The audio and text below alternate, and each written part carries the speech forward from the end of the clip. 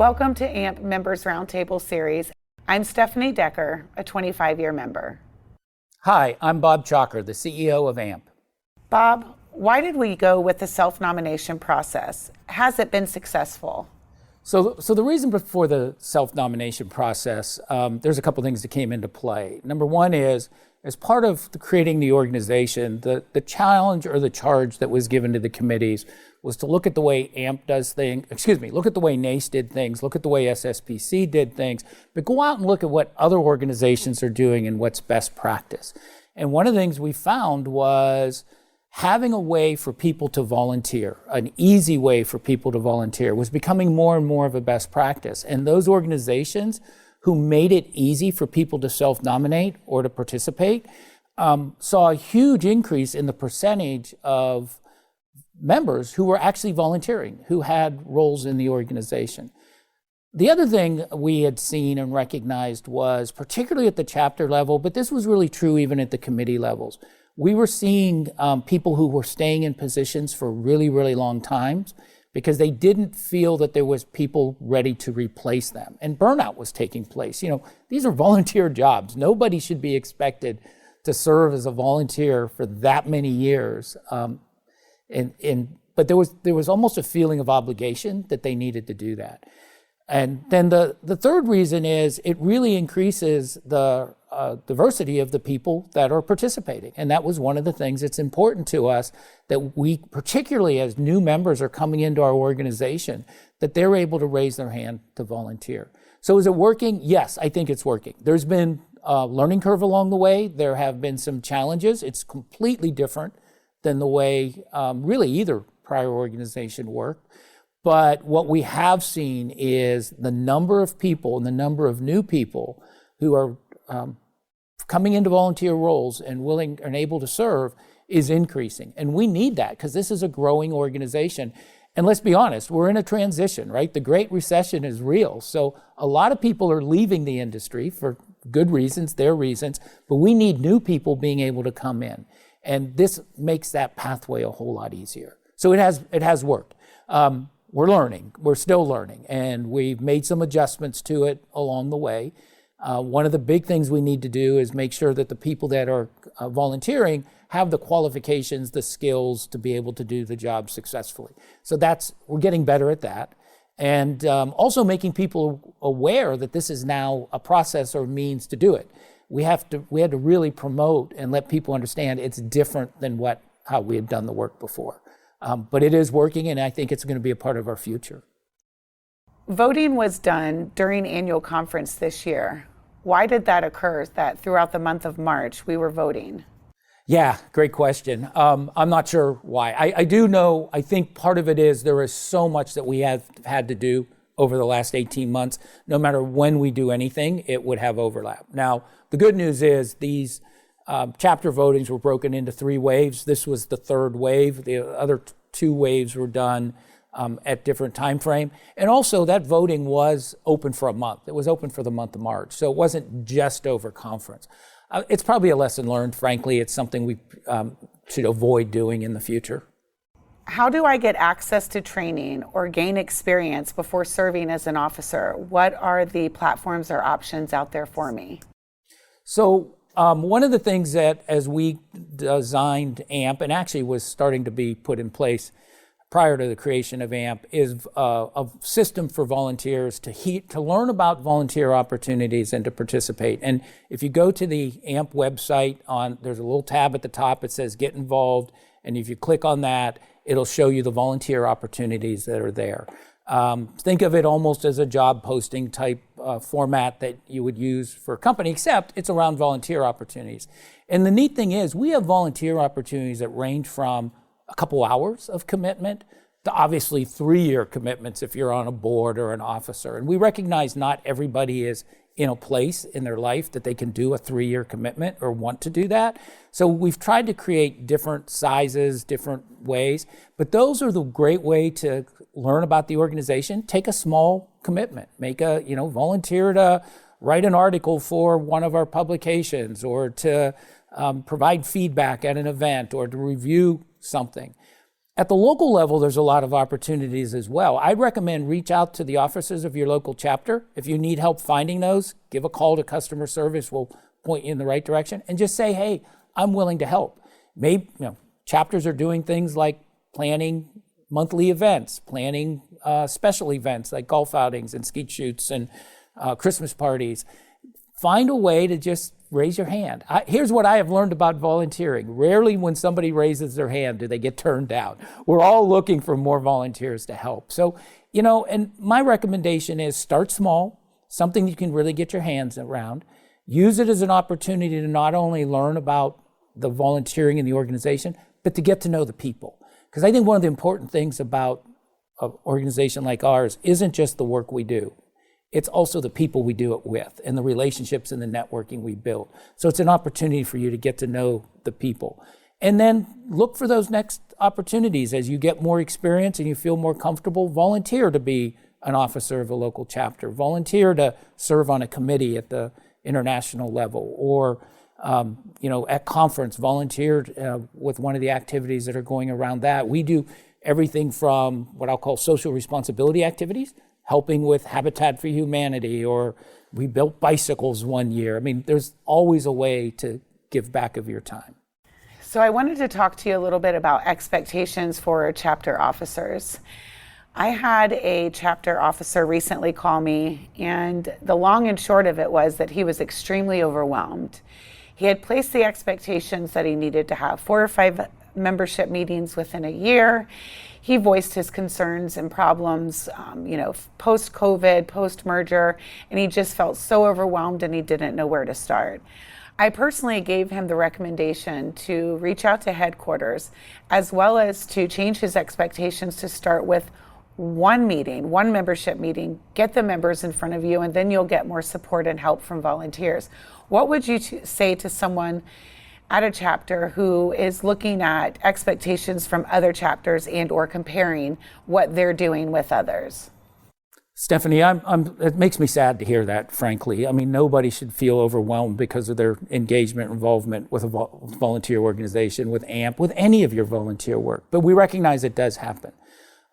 First of all, my first recommendation is if you're an officer of a chapter and you're feeling overwhelmed or you don't know where to go, reach out to Cindy Tracy. Cindy's full-time job is here at headquarters is to help the chapters be successful. She's got tons of tools that make it available. She can help you find speakers. She can give you advice on how to plan an event, where to go. The second thing is to reach out to people who've done it before.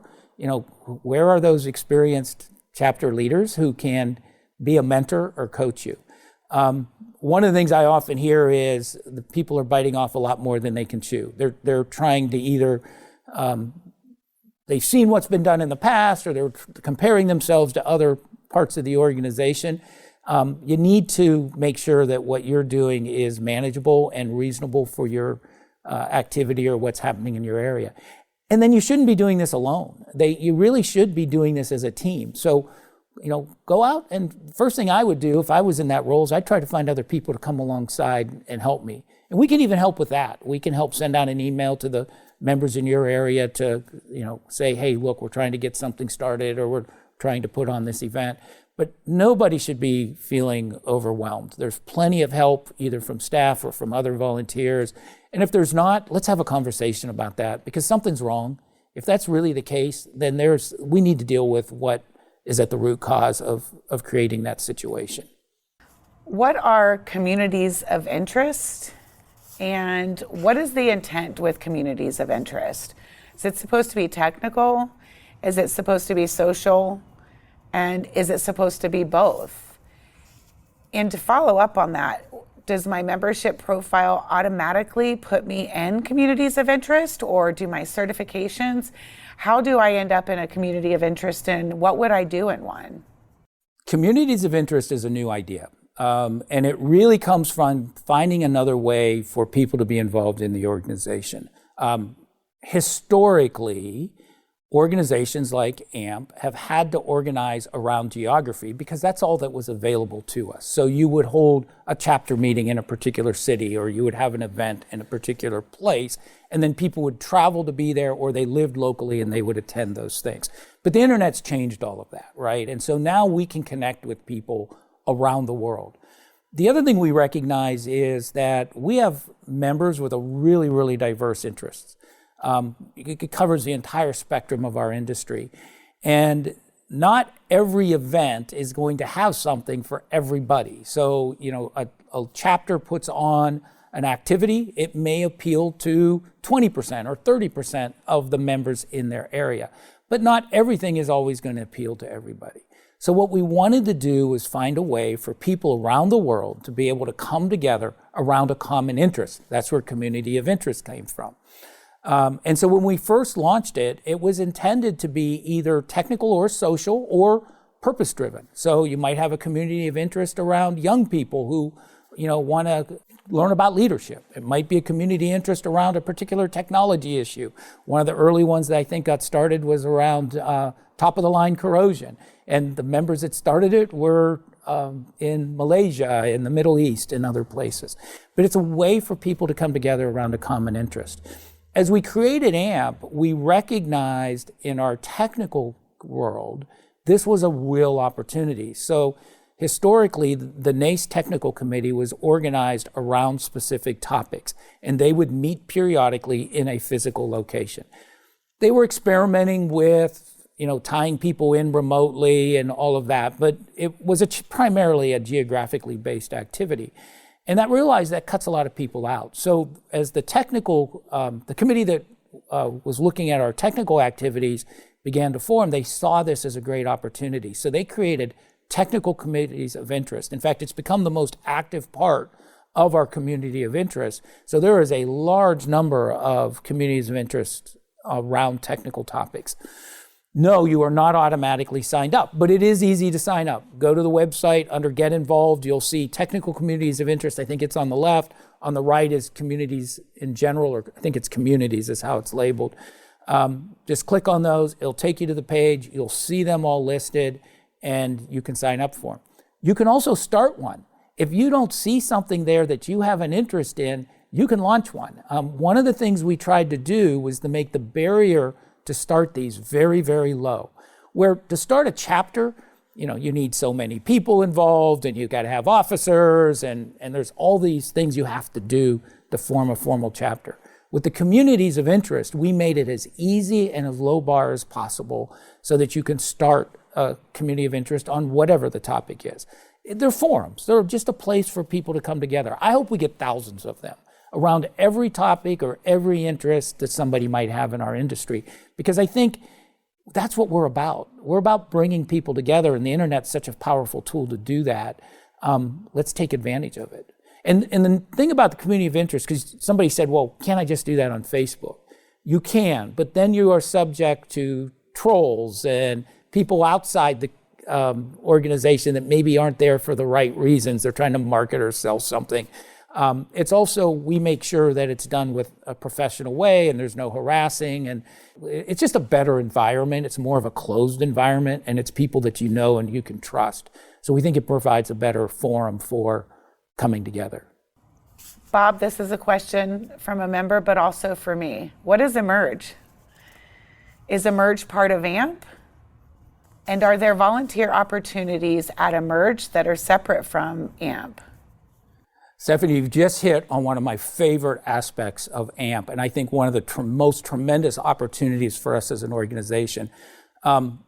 Both prior organizations, NACE and SSPC, had a tremendous amount of activities that were focused on young people, pre-professionals or young in their career, but it was not well coordinated. It was spread out. And so one of the things we wanted to do was put a real focus on that. And so we created a new committee. The committee came together. They came up with the acronym EMERGE. It means engage, magnetize, educate, raise, and guide. It's really their guiding principles of how they're going to engage with young people. We've brought the scholarships underneath that. We've brought a lot of the activities that we do that serve pre-professionals and young folks. The other thing that happened, and I don't know if everybody knows this, but the NACE Foundation has existed for quite a few years, but it was a separate legal entity. It used the NACE brand, and we supported it, both financially and people and resources, and they did events, but they were truly a separate legal entity and had their own board and did their own things. They voted to merge into eMerged and brought all of their resources and their programs with it. So the C-Kit program is there, as I said, the scholarships. One of the things I'm really proud of that the eMerge team did, it goes back to where the George Floyd incident happened, and we really had a realization, like many organizations, that there was a social responsibility of this organization to help those who are either oppressed or just don't have the opportunities, maybe underrepresented groups. And so the eMerge group, we made $50,000 available for them to create grants that would help young up-and-coming professionals in our profession get what they need to be successful. And it's around the world. It's not geared towards any one group of people or anything. There is a requirement that the individual has either been oppressed or had issues with oppression or is in an underrepresented people group in their community. And we've done everything. We've provided everything from educational scholarships to maybe they needed tools. One person needed shoes and boots so that they could work safely and other safety gear, right? Whatever it is they need, we're able to provide them. And we issued those first round of grants about a month ago.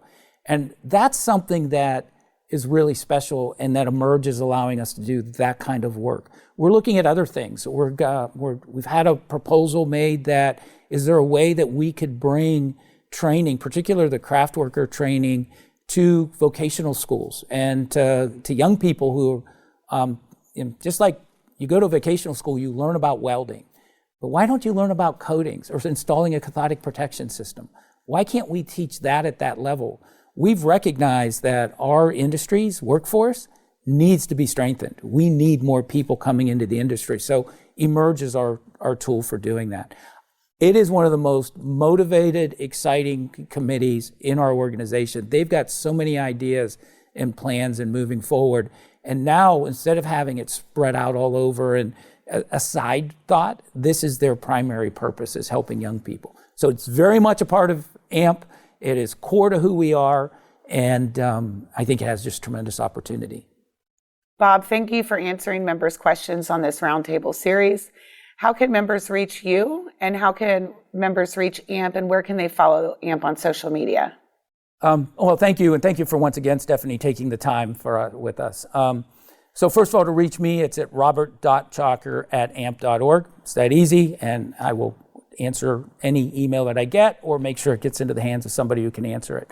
As far as social media, LinkedIn is our primary platform. If you go on and search for AMP, you're going to find a lot of pages. The one thing I would do is make sure you find the actual official page. Same with Facebook. We have a lot of activity there as well. What I will recommend is get involved with it. It's a great place for you to put your comments and to get your questions asked and to bring your ideas to the table. So I support our involvement in social media. I just give the caution to do it the right way and do it with the intent for good and to help us get better as an organization.